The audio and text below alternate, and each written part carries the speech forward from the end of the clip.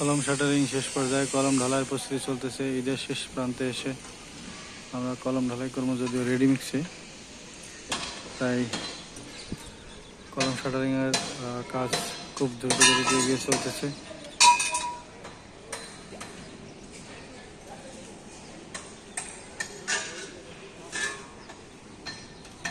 শাটারগুলো মোটামুটি সবগুলো করে হয়ে গেছে, এখন শল বাকি, শল করবে।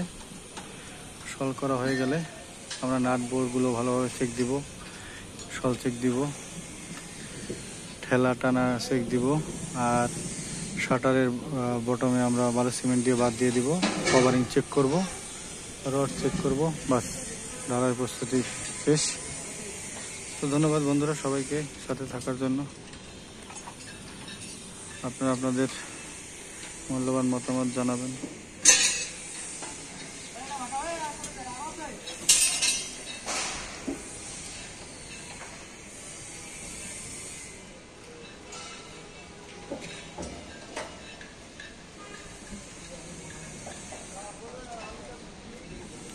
এক একটা কলমে প্রায় 4টা স্টিল ব্রুশ লাগে,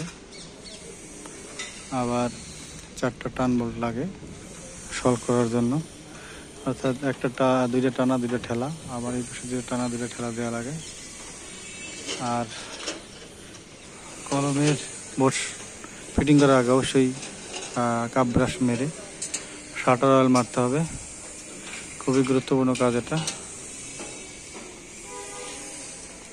এবং কলমের জয়েন্টে, মানে শাটারের জয়েন্টে অবশ্যই আপনার গ্যাসকেট অথবা ফোম ইউজ করবেন, যাতে লিকেজ না হয়, সিমেন্ট পানি বেরোয় না আসে।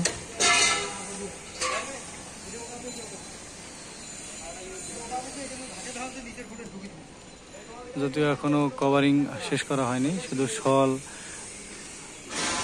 করার কার্যক্রম চলতেছে। পরবর্তীতে আবার চেক করে নাট বোল্ট, তারপরে ক্লিয়ার কভার, আর ল্যাপিং তো অবশ্যই চেক হয়ে গেছে, ল্যাপিং চেক হয়েছে, রিং বাদও চেক হয়ে গেছে।